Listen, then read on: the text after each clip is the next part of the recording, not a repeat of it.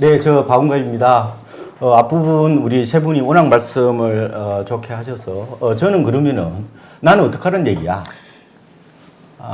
그런 구체적인 그러면은 의사결정에 대해서 제가 좀 말씀을 드리도록 하겠습니다. 그래서 뭐 내 집이 결국 인생에서 가장 큰 쇼핑이니까 가장 난해한 의사결정이라고 보면 되죠. 이럴 때 과연 어떤 걸 고려해야 되는지 하반기에 세 가지 핫 이슈를 중심으로 말씀을 드리도록 하겠습니다. 지금 저는 장세를 상승기라고 보지는 않습니다. 상승기는 전고점을 뚫어야 되는데 아직은 뭐 그 정도는 아니죠. 상승기를 뚫었던 곳은 결국 강남, 서초 그리고 용산, 과천 정도입니다. 그 정도로 보고 있죠. 아직은 여전히 회복기라고 말씀을 드리고 싶습니다. 그래서 제가 작년, 재작년 때 더블딥, 데드캣 바운스 그 논리에 빠지지 마시라고 어차피 크게 보면은 추세로 회복되는 과정이기 때문에 너무 잔파들을 보지 마시라고 제가 사이클적으로 판단하시라고 말씀을 좀 몇 번 드렸던 것 같고요. 그리고 요즘 집 사는 사람들의 생각을 제가 한국주택금융공사의 소비자 조사를 제가 토대로 말씀을 올리겠습니다. 역시요, 내 집을 살아도 전세를 살아도 대출을 많이 냅니다. 근데 생각보다 대출이 많지가 않아요. 보시면은 주담대를 이용하는 분들이 한 24.2% 별로 안 되잖아요. 그래서 저는 대출을 낼 때 30% 이하로 좀 낮추시라는 말씀을 드리는 이유가 바로 여기서 나온다. 그리고 전세 대출도 그렇게 많지는 않습니다. 한 11% 정도라고 보시면 될 것 같고, 그리고 만기 한 20년짜리를 역시 좀 많이 빌리고 고정금리도 좀 많이 선호하는 어떤 그런 경향이 있습니다. LTV가 얼마 정도 돼요? 36%밖에 안 됩니다. 그죠? 역시 아파트를 사겠다는 사람들이 과거보다 늘어났습니다. 2005년도에 한 70.8%여서 계속 늘죠. 그죠? 그래서 지금 86.1%까지 늘어났다. 그러면 내 집 마련은 뭘 지금 떠올려요? 대부분이 아파트를 떠올린다. 이렇게 보시면 될 것 같고, 2024년 기준으로 보면은 뭐 상가주택이나 연립주택이나 뭐 오피스텔 이런 쪽은 이렇게 비중이 높지 않다는 거예요. 그리고 아까 우리 박정호 교수님이 그래서 말씀하셨는데 결국은 집은 한 채 있어야 된단 말이에요. 그래서 일반 가구의 한 7% 정도는 어쨌든 집은 한 채 있어야 된다. 뭐 그게 뭐 AI 시대거든 아니면은 그냥 뭐 인구 감소 시대든 하나 있어야 되는 게 뭐 주거 안정성 차원에서 좋은 게 아니냐 이런 어떤 인식을 갖고 있다는 말씀을 제가 드릴게요. 제가 이제 액션으로 말씀을 세 가지 정도로 드릴 겁니다. 그래서 일단은 저는 타이밍 재는 게 잘 안 맞기 때문에 그거보다는 매입가를 낮추는 데 좀 총력을 기울여 보시라 이런 말씀을 드립니다. 하반기에는 두 가지 시속 게임인데 하나는 이제 기준금리를 한두 번 정도, 많게는 세 번까지 보는 분도 있던데 어쨌든 한두 번 정도 이제 인하, 그렇죠? 인하할 거로 예상이 되고, 그렇지만 또 한 축에서는 3단계 스트레스 DSR이 이제 시행이 되고 있죠. 그래서 이제 공급 부족 심리하고 뭐 차기 정부의 어떤 여러 가지 그런 뭐 통화량이 뭐 늘어난다든지 아니면은 뭐 재정 주출이 확대되는 여러 가지 기대가 좀 있을 수 있고, 근데 실물 경기 또 안 좋잖아요. 뭐 그런 점도 이제 같이 고려를 해야 될 것 같고, 그래서 말씀처럼 타이밍 재기보다는 매입가를 낮추는데 좀 더 관심을 가져라. 왜냐하면 지금요 동네마다 지역마다 다 달라요. 이게 이제 그 지역 분화 현상이 과거보다 심하다. 온도 차이가 극과 극이라는 거예요. 그러니까 지금 군부를 뗐는데 어떻게 보면은 그 구들장은 너무 이렇게 떠워가지고 옛날에 시골에 구들장 보면 앞에 장판이 다 타요. 그냥 시커멓습니다. 근데 어때요? 잇목은 어떻게 보면 얼음이 어는 냉골이고 그런 상황이기 때문에 우리가 이제 시장을 바라볼 때는 부동산 평론가적 어떤 담론 여기보다는 좀 더 실용적으로 접근하는 게 인생에 도움이 될 거다 이런 말씀을 드리고요. 그래서 제가 상품이라는 얘기는 많이 드리거든요. 이제 손품 아시죠? 검색하는 거. 그다음에 머리품은 이제 합리적으로 생각하는 거, 균형치를 갖는 거죠. 한쪽 얘기를 너무 깊게 안 들어가는 거죠. 그 다음에 이제 다리품은 아시죠? 여기서 임장 활동을 통해서 의사결정을 하셔야 된다는 거. 제가 이제 심리학 책을 제가 두 권을 썼잖아요. 그래서 심리학적으로 제가 말씀을 드리면 지금은 정보의 비대칭성이 많이 사라졌습니다. 그리고 같은 정보를 동시다발적으로 그리고 빠른 속도로 받아보니까 대부분이 집단 사고를 합니다. 그룹 싱킹을 많이 하고 또 군집 행동, 떼짓기 행동이랄까요? 이런 무리짓기가 많습니다.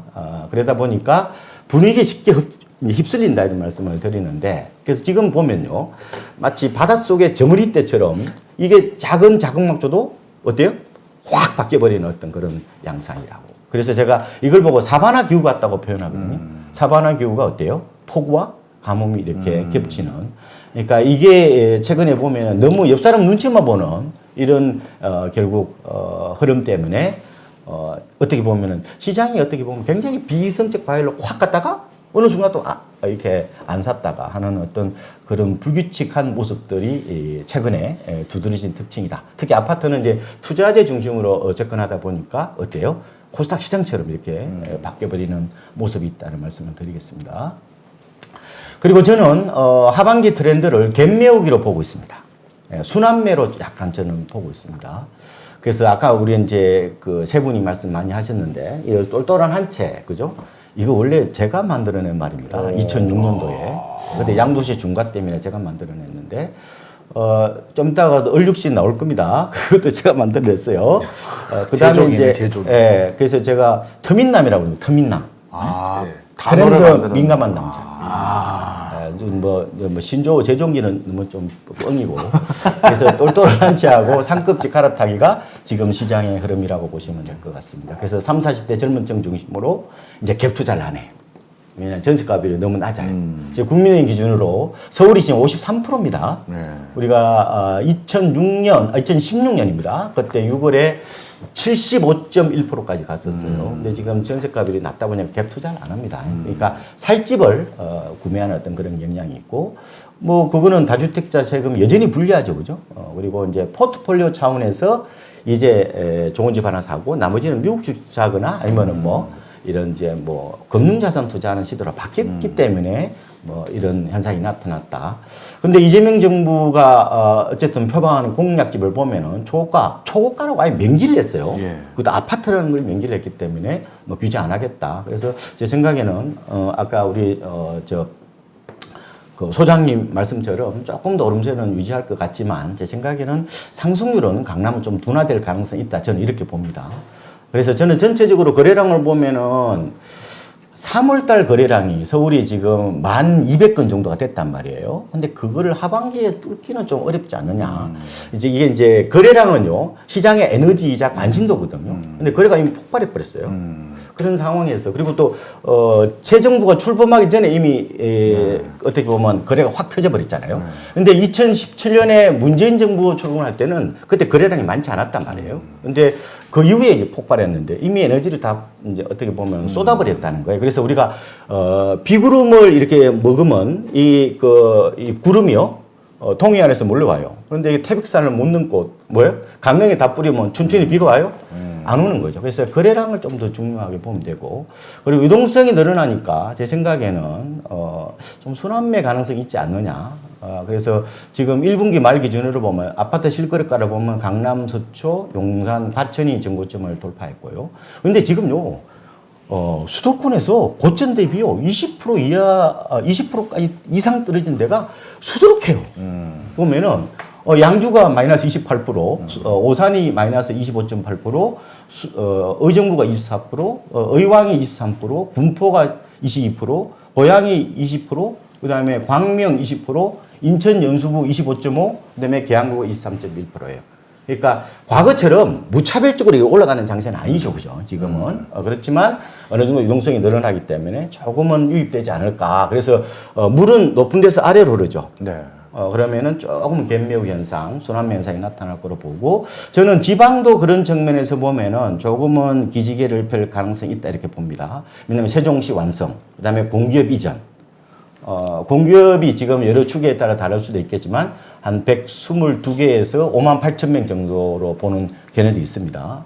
그러면은 주택 수요가 남하는 어떤 그런 현상이 좀 나타날 수가 있다. 그렇지만 뭐 지방이 뭐 수도권을 추월할 정도로 그렇게 크게 오르기는 좀 힘들다고 보는 이유 중에 하나가 지방의 회복률이요 생각보다 높습니다. 그 얘기는 뭐냐? 2022년 미국발 고금리 쇼크 때 안 빠졌어요. 왜냐하면 지방은 실수요가 강하기 때문에 이게 유동성이나 통화량 영향을 덜 받습니다. 실제로 보면은 2022년에 서울 아파트나 경기도 아파트가 실거래가로 22% 폭락이 왔지만 지방은 10%밖에 안 빠졌어요. 그러니까 덜 빠졌으니까 덜 오른다. 이렇게 이제 보시면 될 거예요. 실제로 보면은 3월 기준으로 보면은 수도권의 회복률이 85.6%인데 지방은 87.3%예요. 고점은 같거든요. 2021년 10월로 같은데 확실히 안 빠지다 보니까 덜 빠졌다, 덜 오른다 이렇게 보시면 될 것 같습니다. 그 다음에 이제 두 번째 이제 궁금하신 게 신축인가 구축인가. 요게 얼죽신 제가 말씀드렸잖아요. 이게 높아진 주거 만족의 중거점, 이게 영향을 미쳤고, 요새 젊은 세대들은 집돌이 집순이가 많습니다.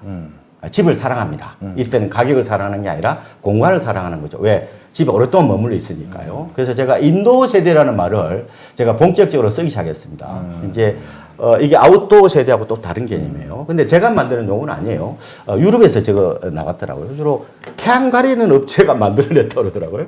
어쨌든 지금은 말하자면은 초등학교 아니 유치원생들을 봄 소풍을요. 갯벌 탐험이나 대공원을 안 가고 키즈 카페로 가는 세상이에요. 그러니까 인도어 세대, 그러니까 현대인들이 한 90%가 실내에서 있다고 그러거든요. 그게 이제 젊은 세대일수록 좀 더 강하죠. 그 다음에 이제 극단적 현재주의적 소비 경향, 이게 둠 스펜딩이라고 표현합니다. 종말적 소비 이런 경향들도 결국은 얼죽신, 새 집을 선호하는 어떤 그런 경향이 있다는 말씀드리고, 그 다음에 도심 구축이냐 외곽 신축이냐 이거 질문 의외로 많아요. 근데 저는 부동산 입지라고 봅니다. 그래서 20년이 흐른 뒤에 과연 신축을 어떻게 될 거냐. 그래서 근데 재밌는 것은 2010년 이후에 지은 아파트들은 이 고고파 바람이 부는 바람에 이게 외관은 멀쩡해요. 그래서 지금 2008년도에 준공된 잠실 엘리트를 가보시면 그게 새 겁니다. 그래서 제 생각에는 요새 준신축도 있어요. 그래서 너무 그렇게까지 저는 얼죽신이라는 말을 만들어냈지만 그거보다는 제 생각에 준신축도 오히려 가성비 측면에서 나쁘지 않다. 자기 개인의 어떤 취향이라든지 직장이나 대출료를 감안해서 의사결정하시라는 말씀을 드리고, 그리고 마지막에 제가 드리고 싶은 말씀은 분양 쪽에도 역시 관심을 가져보셔야 된다는 거예요.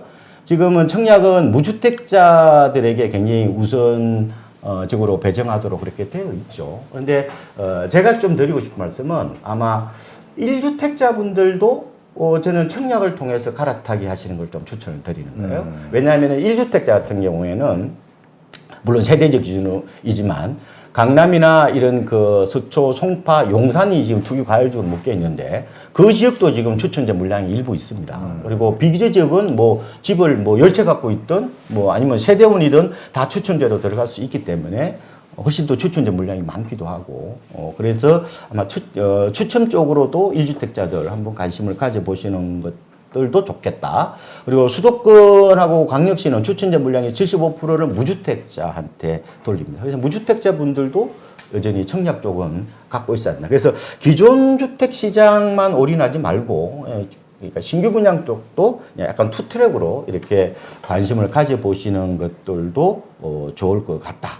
이런 말씀을 드리고, 그리고 지금, 결국 액션이거든요. 그래서 저는 청약홈이라는 이 어플리케이션을 다운받으셔가지고 알림 신청 한번 해보시라는 거예요. 그래서 해놓으면 한 사흘 전에 연락이 와요. 그래서 저것도 나쁘지 않다. 제가 왜 1주택자 분들도 괜찮다고 말씀을 올리냐면은, 우리가 토제 아파트를 사면요, 종전집을 1년 안에 팔아야 돼요. 네. 너무 촉박하잖아요. 그죠? 네. 그리고 보통 취득세나 양도세 중과세를 당하지 않기 위해서는, 토지를 허가구이라도 종전집은 3년 안에 팔아야 돼요. 그런데 분양을 받으면 어때요? 5년에서 어떻게 보면, 6년 정도 시간을 벌 수 있거든요. 그러니까 당첨되고 나서 입주 때까지 어느 정도 걸려요? 2, 3년 걸리죠. 그 다음에 입주하고 나서 또 3년이면은 충분히 팔 수 있는 또 여유가 있기 때문에 제 생각에는 1주택자 분들은 가만히 놀면 심심하잖아요. 그래서 청약 쪽에 좀 관심을 가져보시고, 물론 이게 아무나 안 돼요. 그러니까 좀 기도도 열심히 좀 하시고, 간절함이 항상 이렇게 소원을 이루거든요. 그래서 옛날에 두드려라 그럼 열릴 것이다. 저는 맞다고 봅니다. 이게 뭐냐면은 자기 실현적 기대라고 이제 심리학에서 표현하죠. 된다고 믿으면 됩니다. 이 정도 제가 말씀을 드릴 거고, 자세한 거는 제가 요건 너무 시간이 짧아요. 그래서 나중에 마라톤 세미나 때 제가 1시간 반 정도 되거든요. 네. 그러면 진짜 부동산 시장을 담론에 빠지지 않고 그럼 아까 말씀드린 것처럼 당신은 어떻게 할 거야? 이런 많은 변수 중에서 어떤 걸 주안점을 두고 판단할 거냐에 대해서 말하자면 어떤 의사결정에 이게 무게 중심 이 부분을 제가 꼭 좀 드리고 싶어요. 그래서 제가 아까 말씀드린 것처럼 내 집 마련이 목표면은 부동산 저는 평론가가 되면 안 된다고 봐요. 내가 사고 싶은 부동산이 오르고 내리는가 중요한 거지. 왜 상가 문 닫는 거하고 시골에 학교 문 닫는 것까지 왜 그것까지 이게 머리에 넣고 판단하시냐는 그거는 국가 경제를 걱정하는 거고 그거를 실용적 판단은 그렇게 하는 게 아니라고 봐요. 그래서 그런 어떤 나름대로 저는 메가 트렌드 쪽 제가 부동산 미래에 대해서 관심이 많기 때문에 그 일본의 사례 일본이 무조건 다 끝난 게 아니에요. 타워맨션 문제라든지 요새 신고가 갱신하고 있는 그런 여러 가지 이유들 그런 걸 좀 제가 집중적으로 여러분에게 확실하게 이 트렌드를 좀 심어드리도록 하겠습니다. 네. 감사합니다. 네. 혹시 하실 말씀, 코멘트, 질문 좋습니다. 궁금한 게 있습니다. 네. 앞서서 이제 지방시장, 부동산 시장이 이제 기지개를 펼 수 있다. 뭐 공공기관이 이제 이전해서 이제 이야기를 하는데 저는 궁금한 게요. 공공기관이 이제 한 지역에 예를 들어서 한 5만 정도 수요가 특정 지역에 이렇게 내려가게 되면 당연히 효과가 있을 것 같은데 이게 전국으로 뿌려져 버리게 되면 우리 혁신도시, 기업도시처럼 그 효과가 굉장히 좀 감소하지 않나 싶은 생각이 들고 지방 같은 경우는 저는 잘 모르겠어요. 진짜 뭐라 그럴까 경기 침체, 일자리 부족, 출산율 감소, 인구 유출, 자본 유출, 지금 여러 가지 미분양, 입주 물량 넘치고 이 여러 가지 악재 속에서 단순히 공공기관 이전만으로 지방 기지개를 편다는 게 사실상 좀 부족하지 않나 싶어서 뭐 다른 뭔가가 있을 것 같은데 그걸 말씀 안 해주셔가지고요. 마라톤 때 하겠지만 미리 그게요. 좀 살짝 좀. 우리가 이제 저는 이렇게 봐요. 사람들이 오늘이 떨어지면 내일도 떨어질 거라는 이런 이 지속 편향에 좀 빠져 있는 경우가 많아요. 네. 물론 전체적인 큰 트렌드를 보면은 서울 쏠림 현상을 이렇게 막겠습니까?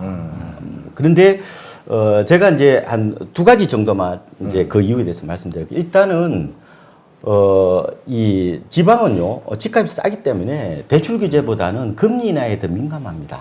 여러 논문을 보면은 그리고 이번에 3단계 DS 스트레스를 6개월 유예하기로 했죠. 네. 그것도 영향을 일부 좀 있다고 보면 되고 아까 말씀드린 것처럼 이렇게 유동성이 넘치면 어쨌든 일부 지역이라도 좀 이렇게 유입될 수 있다 이런 말씀을 드리고 실제로요 아파트 실거래가 기준으로 보면은 3월에 지방이요 0.04% 올랐습니다. 예, 물론 지방에 따라서 약간 차이가 있죠. 울산 같은 데 굉장히 좋고 나머지 지역은 그렇게 뭐 좋지는 않지만 그 점을 하나 드리고 그다음에 이제 우리가 이제 2011년 당시에 그때 혁신 도시하고 지방 공기업 이전 때 시장이 어떻게 흘러갔는지를 보면 알 수 있거든요. 2011년에요. 그때 수도권은 하우스푸어 문제 때문에 고통을 겪었죠. 250만 명 뭐 이런 얘기 했잖아요. 근데 그때 당시에 지방 5대 광역시 아파트 값이 국민은행 기준으로 20% 올랐어요.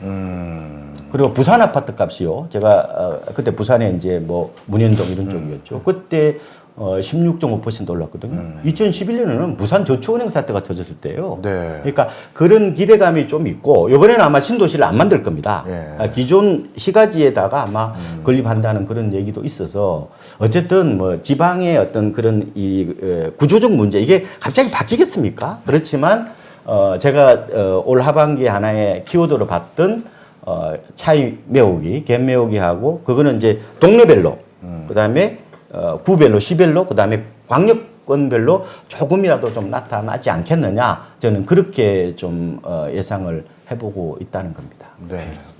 저도 하나 질문 드리고 싶었습니다. 사실 이번에는 대선이 치러졌지만 내년에는 지선이 있습니다. 근데 부동산과 관련된 사실 인허가는 지자체장이 가지고 있는 거라고 얘기해야 사실 맞는 거거든요. 대통령이 아니라.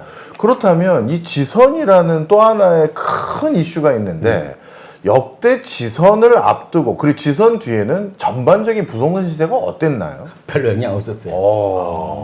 생각보다 없었더라고요. 그러니까 그게 이제 우리가 막연한 선입관이 있잖아요. 예. 뭐 선거 때면은 돈을 이렇게 뿌리고 돈 선거가 되니까 유동성이 늘어나고 네. 그러면은 뭐 현물 자산인 부동산의 가치가 올라간다. 그런 막연한 기대가 있잖아요. 예. 근데 그게 거의 다 낭설이었어요. 지금까지 통계를 보면. 오히려 당시에 어떤 그런 실물 경제 흐름이나 금리나 뭐 주택 공급이나 정책이나 이게 더 영향을 많이 미쳤지. 네. 왜냐면 선거는 기본적으로 일회성 이벤트거든요. 예. 그렇게 영향을 많이는 안 미쳤다. 다만 이제 지자체별로 뭐 예. 다리 놓겠다. 뭐 이렇게 하면은 조금은 영향을 미칠 수 있지만 가면 갈수록 그 선거가 미치는 어떤 그런 영향력이 과거처럼 이렇게 높지는 않다. 좀 줄어들고 있는 게 추세다. 저는 이렇게 좀 보고 있습니다. 좋습니다. 저도 이번에 코멘트 말고 질문으로 한번 드리도록 네. 하겠습니다. 저희가 부동산 시장이라는 이 변수를 볼 때 뭐 거시적으로도 보고 또 어떤 신정부 정책이 있을지도 보고 기술 패러다임 변화와도 한번 네. 묶어서 보고 다양한 각도로 봤습니다. 이제 마지막 세션이니까 네. 이제 박원갑 박사님의 액션, 의사결정과 관련된 네. 이야기를 나누는 겁니다. 네. 근데 어쨌든 의사결정 관점에서 인사이트가 나왔는데 하나가 지방 부동산도 어쨌든 좀 꿈틀거릴 수 있다라는 의견을 주셨고, 그리고 그냥 기존 주택을 거래하는 것뿐만 아니라 미분양 주택이라든가 청약을 또 시도해 보는 것도 좋다라는 의견까지 주시면 네. 그럼 이걸 믹스해 보면 뭐 여러 번마다 갖고 계신 뭐 자금 상황이라든가 또 필요한 주거지가 또 다르겠지만 혹여나 또 이런 기회에 지방의 미분양 주택을 매수 기회로 좀 가져가는 건 여러 가지 면에서 또 유리할 수도 있겠다라는 판단을 하실 수 있겠습니다. 그러니까 저는 이제 박원갑 박사님의 오늘 발제를 통해서 그런 인사이트를 좀 생각을 해봤는데, 이렇게 생각하시는 분들께 뭐 어떤 주의할 점이나 조언이나 뭐 긍정적인 편이나 뭐든지 좋습니다. 어떻게 생각하세요? 저는 지금 중국 미분양 부분은 조심스럽게 접근하셔야 된다고 봐요. 네. 왜 그게 미분양이겠습니까? 비싸니까 그런 거겠죠. 네. 싸면 진작 다 팔렸다고 보시면 될 것 같고, 제가 아까 타이밍보다 가격 메리트가 중요하다고 말씀을 올렸는데 네. 그런 접근으로 보시면 돼요. 그러니까 지금 뭐 얼죽심 문화니까 당연히 미분양 좋죠. 새 집이니까요. 그런데 그게 메리트가 없을 수도 있거든요. 그러면 주변 시세보다 적어도 싸야 되는데 네. 아무리 그 신축 아파트에 대한 프리미엄을 넣더라도 5%? 좀 더 넣으면 10% 넣으면 안 돼요. 가장 중요한 게 일반인들이 할 수 있는 어떻게 보면 현명한 방법은 매입가를 낮추는 거란 말이에요. 결국 어떻게 미래를 어떻게 합니까? 네. 그거는 담론에 불과한 거고, 내가 할 수 있는 것은 매입가를 낮추는 게 미래 리스크를 최소화하는 방법이란 말이에요. 그러면은 지금 미분양도 뭐 여러 가지 중국은 미분양에 대해서 지금 혜택을 주고 있는데 그걸 할 수도 있죠. 그런데 문제는 그게 주변 시세보다 비싸면 하면 안 되고 싸면 해도 되는 거죠. 그래서 저는 지금은 제가 전체적인 총론보다 결국은 가격이 싼지 여부 그거 가지고 한다면은 아마 분명히 어느 정도 가이드라인이 좀 나오지 않을까 이런 말씀을 드리고 싶습니다. 네, 말씀 감사합니다. 물론 이 전문가들의 여러 의견과 근거를 바탕으로 최종 의사결정은 여러분들이 스스로 내리는 것이지만 여러분들의 조언과 근거 잘 바탕으로 해서 이 시장을 바로 들여다보고도 또 적정한 판단을 내리는데 도움이 되셨을 거라고 생각이 됩니다. 감사합니다.